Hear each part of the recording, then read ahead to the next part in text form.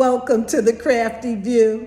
I'm Diane Williams, the host for the show, and today we are going to look at some incredible, whimsical metalworks. The artist, the craftsman that I'll be interviewing today is Harry Day. That's his name, Harry Day. It's not a Harry Day, it's a wonderful day. So let's get to talking to Harry Day. Hello, Harry. How are you? I'm well, thank you. You know, I've heard a lot about you. I've heard about your work, but tell me about Harry Day. How did you get started? What is it that you do? Gosh, this can go way, way back, but I think a lot of artists can say that if they're true artists. When I was a child, I'd be in my parents' house, right? And we had paneling for walls, we had linoleum for floors. This is the 70s. And I could see patterns and faces and items and objects in the patterns of the paneling or in the flooring. Sometimes even in curtains. Obviously everyone sees it in clouds. But I always saw the shapes or the objects within just natural things. So fast forward, I had an art teacher here at school in Madison. I grew up here in Madison, who taught your basic arts and drawing and a little painting, but she also gave us a little bit of a taste of abstract. And I would do pointillism, pen and ink, where it's all dots, like Seurat, the artist, but he did paint. And I would do abstracts of still lifes, where, say you had a bag of potato chips, well, mine would be on fire. I love abstract. I love letting the mind go where it takes me. It's almost like a horse with a cart. My mind is taking me somewhere. Where, I don't know, it depends on what I see. So I moved after graduating college. I did some painting in college, not much. I did not go to school for art. It was just in me. I moved to the coast. I get associated with the ocean. I start painting again. I start selling paintings, trading paintings, having paintings stolen off of walls in restaurants in downtown Charleston off King Street. Jaw drop. I got one back. I have it in my house now, but I lost at least three that I never got back. The one I got back 9 months later, this is such a good story. 9 months later, the manager of a restaurant I worked at said, "Hey, I know where one of your paintings is." A guy that I went to school with who's not a good drinker, so to speak, supposedly took it off the wall and walked out like he knew what he was doing, and it's at his apartment. And he gave me the address of the crossroad down in Charleston where it was. The next night, a friend of mine and I are leaving town, going down that road, and we come to a stop sign. There's the duplex we were told about. Patrick goes, "What are you gonna do?" I was like, "I don't know, let's pull in the drive and just like take a look." Well, when you pull into the drive, you can see through double glass doors. And above the TV is my cactus painting. I'm like, "There it is." And he like, "What you gonna do now?" He's egging me on. And I'm bigger than he is. He's egging me on. And so I studied the situation. There's 3 people in there on a couch. 2 guys, one pretty tall, and a woman. So I'm like, I really don't know what to do in this situation. Call the police? Do I ask nicely? And the whole time I'm thinking this, my arm is opening the door to my car, my truck, whatever I'm driving. And I'm getting out, and I just go. I get out, I walk to the glass door, and they don't see me. And so I'm like, how do I get their attention and get them on their heels? Because it's just me and 3 of them, even though one's a woman, and that doesn't involve anything. Because I don't know what to expect. But you're a pretty tall guy. I'm a large guy. And so I take this big hand and I beat on that glass sliding door as hard as I can without breaking it. And they all go ghost white rigid. And the guy who stole it, I eventually learned, comes to the door and opens it, and it's just like, "What do you want?" And I said, "I know whose painting that is. I know where it came from. I know how you got it, and I'm leaving here with it." And he walked over to the TV and handed it to me, shaking. Oh my gosh. And I have it still in my house on the wall, and I'll never sell it.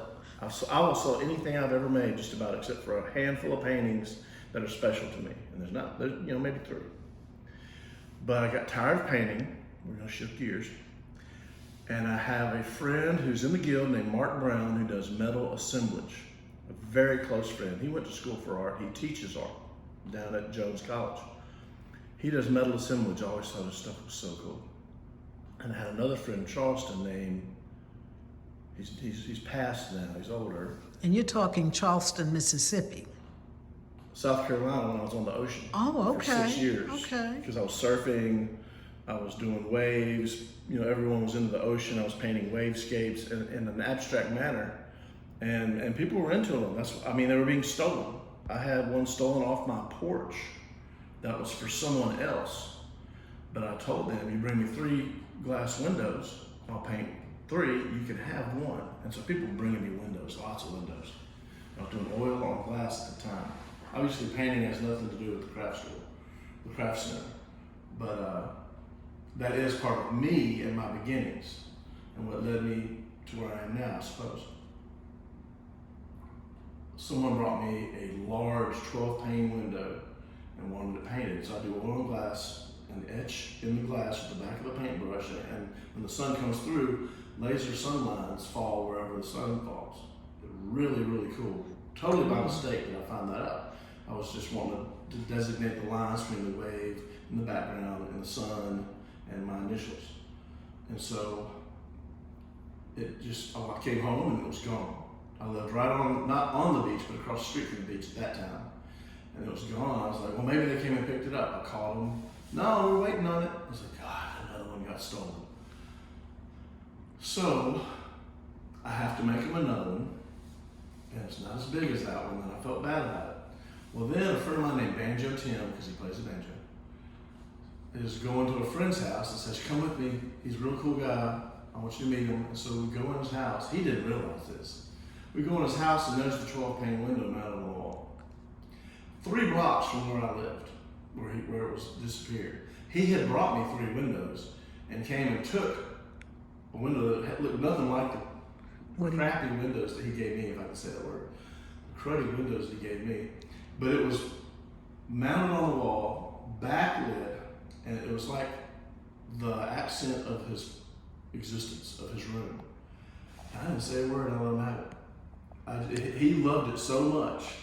And it was, it gives me goosebumps thinking about how much people love your work so much that they'll steal it, that they'll idolize it, that it's been such a bizarre run up to now. I've had metal stuff stolen when I started doing my metal when I moved back to Jackson.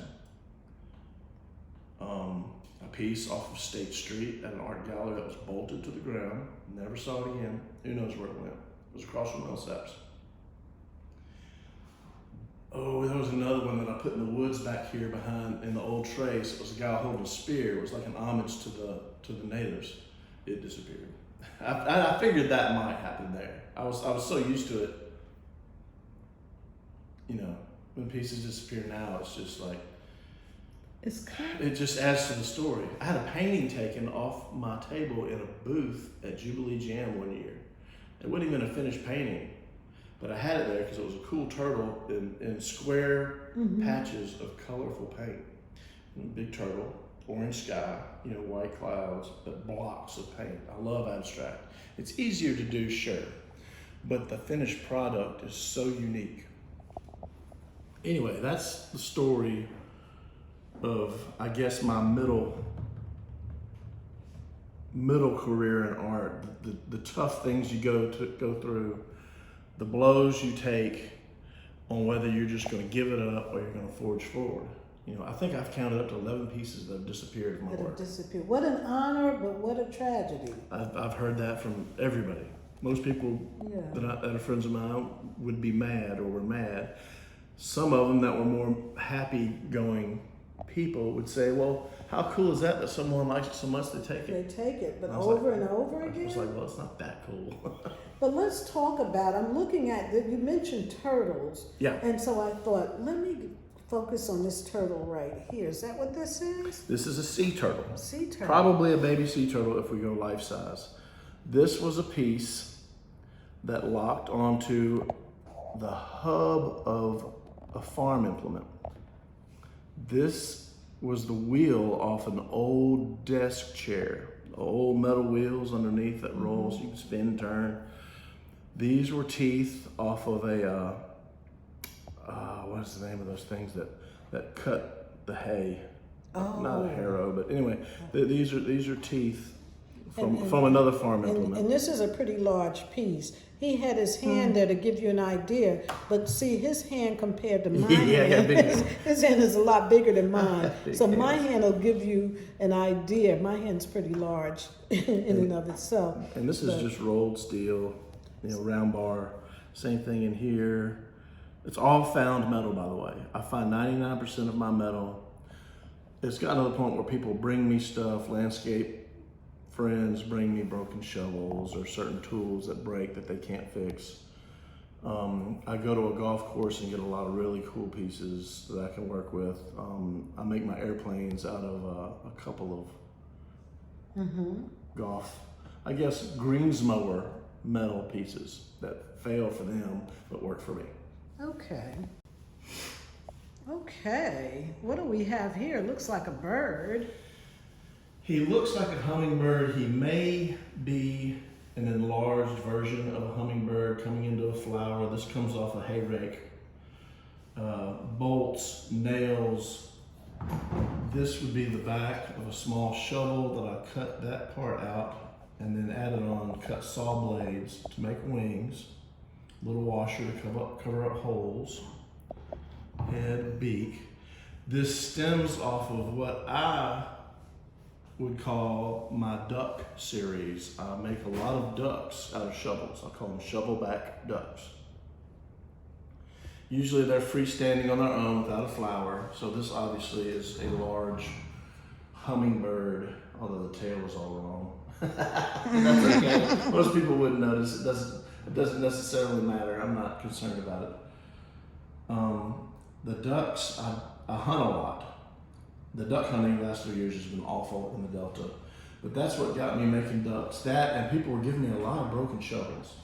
And I would look at a shovel and just like, what can I make out of a shovel blade without having to cut it up? And I put a head on it, some feet on it, gave it a base, and it looked like a duck. And then it evolved to where I cut out this place to give it a slender body to match the main body, and then I would add wings out where it looks like it's cupping, as they call ducks when they come into land, they're cupping. It's the shape they make. And so the ducks are very popular, but because of the price, sometimes I'll have them a year, occasionally longer than that. It depends on the amount of art festivals I do in a year. I've been doing less and less the last 2 years because of COVID, obviously. Some have not done shows at all. Some have pushed, like Starkville, pushed their Cotton District Art Festival back to the fall. So now, the only one that's been true to do shows every year is the tourism board in Ocean Springs. They have Peter Anderson in the fall. Anderson, yes. Huge festival.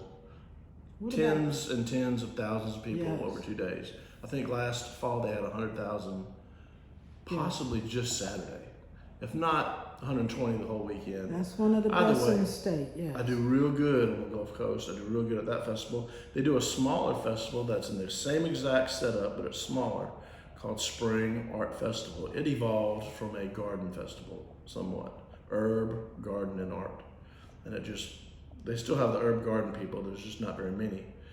But the artists, you know, the craftsmen and the artists flood in, people who are local and regionally, you know, southern regionally, come in and do that show just because Ocean Springs is such a beautiful town. It's so beautiful. The people patronize the arts heavily. Is that a way to say people patronize the arts? They're very, very, gosh, I'm lost for a word. I think the word patronize says it all. They're loyal to the artist. Yeah. And not just certain ones, although I have some that come back all the time. I don't sell out, but I come close. And I don't take Nice. a lot of stuff because it takes a lot of work to make something just like this. But you know, they're fun pieces. The beautiful thing to me about the shows is I see toddlers, because you have thousands and thousands of people coming past all day, and you're confined to your booth, and you have toddlers in their parents' stroller who want to be strolled right up to your table so they can spin the propeller on your plane, or touch the little cow made out of pliers. You know, it's another thing I do, make longhorns. And their eyes are just huge, and they just love the work, and their parents, you know, they're worried about their kids, but they look at it and they think it's interesting. Sometimes they get something, but then you go to the other end of the spectrum, and this is what touches my heart, is you see, and I mean this in the most kind way, you see these elderly people who are just shuffling through the crowd, and I see this every show. They stop, not necessarily beside your table, but they'll stop when they see something on my table, and they'll just stare at it, and they'll look at it. Sometimes their hand will go up, and it's just like, I get tingly again. It's just like, this person probably was a child during the Depressions. They know hard times, through the wars, through the next set of wars, through all the craziness of the 60s, early 70s, growing old. And when they have seen it all in modern time, and can stop and stare at one or two of my pieces and just sit there and lose their sense of everything besides taking it in, it makes me lightheaded. It is so cool. I don't care if they buy a toothpick from you. I'm so honored that someone that's much older than me, that's seen so much more than me, that's seen it all, sees something that they haven't seen before. And that keeps me more than anything doing stuff like this. Wow. Tell me about this piece that's in front of you. I have shown him for over a year at shows. This is a very special, unique piece. It is also what I would call it's a controversial piece. Oh. Only because I call him Man, or the Man.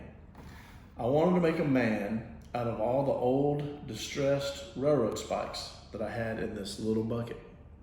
There were several, I picked 5. Another piece rolled out with the spikes. It was an old, distressed bolt with a single head. It was so rounded off you couldn't tell that there was an edged nut on there that you could put a pliers on. Well, I made him an anatomically correct man. Oh. Can't show that at shows. You have children in strollers wanting to touch everything on my table. So I made him a little skirt out of some burlap that I had in one of my buckets and pinned it to him. So he's clothed. I cannot show this at shows. I cannot show this here in the Craft Center.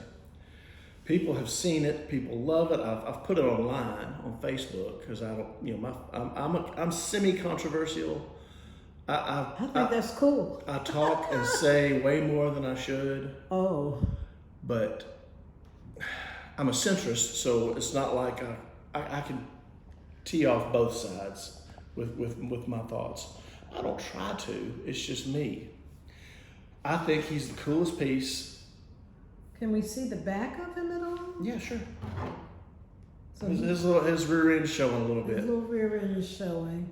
But I don't know much about your show. I think we should leave it as is, but that's not my call. But see, you have these, and here's why I did it. That piece came out and it was just like, gotta do it. It was with the pieces, gotta do it. But B, you have all the African fertility statuettes and pieces. And Asia, certain cultures have the same. You don't see so many in Europe, although Europe is way more open about what you can show. So, I mean, New York City, I could show this, I'm sure. LA, I could probably show it. Seattle, I'm sure I could show it. Big cities. Well, we're in Mississippi. He needs to be dressed. So are you using like torches and things like that to create your work? How do you get the metals to do what you want them to do? I am very, I don't want to say low maintenance, that's not the word I'm thinking of. I have a welder It's a MIG welder, trigger welder. I have a vise, that was my grandfather's, that I vise things in when I need to work on them and I need them to be still, and I don't use it very much. I have a rotary wire brush to clean the metal before I weld it, because you can't weld it if it's got a coating on it or rust on it. It won't take, it needs to be clean. I have a angle grinder, which is a electric hand tool with the 4-inch wheels that has cut me it's cut me twice, needed stitches once.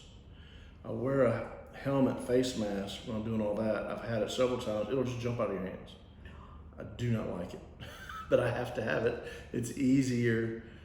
A torch, for one thing, with a torch, the acetylene is so expensive now. For a little bottle of acetylene, it's ridiculous when you can just get a $1.90 cutting wheel and zing a cut way faster than it takes for you to light the torch and get the flame right.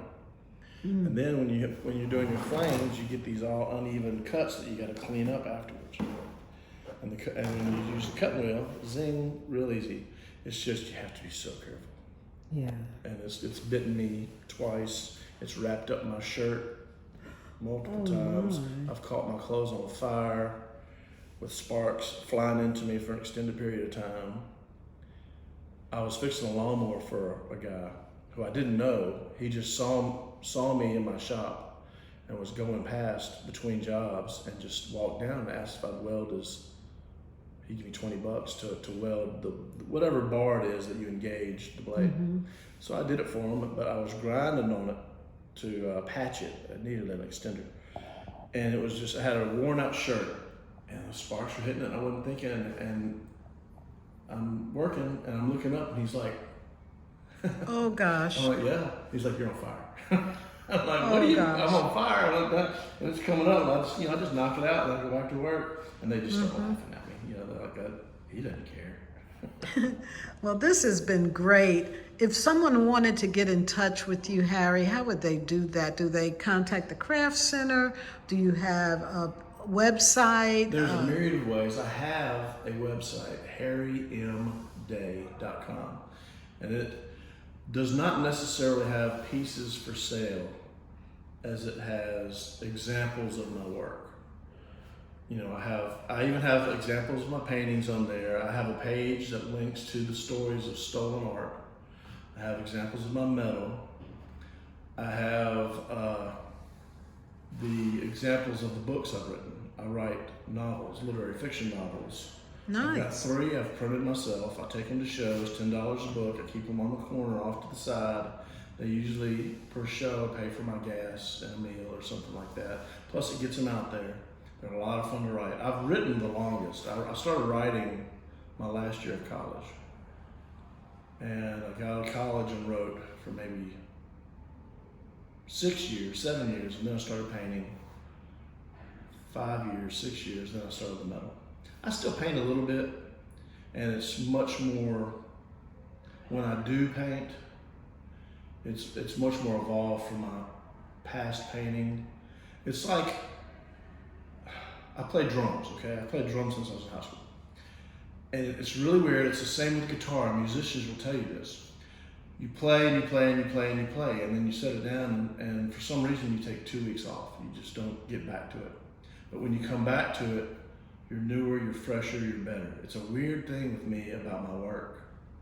And I don't know if it's the rest from it, or if you have fresh ideas to take into it. That would be hard to define, but I still do it. Sometimes I don't like to do it. It's real strange. So do you have a Facebook page or other social media as well? I am on Facebook, Harry Day. I can't seem to access my art page because I haven't. But you have one, huh? But I haven't gone to it lately. So we Pinterest, Harry Day Metal Art on Pinterest has examples of most everything I've made the last few years. Okay. I always forget about Pinterest, but it's easy to upload them onto there. Nice.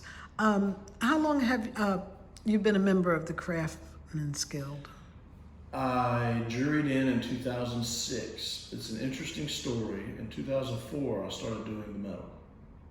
Bought a welder, inspired by my two metal friends, and started finding metal and started making stuff. And someone had seen my work. I was living in Belhaven, working out of my garage.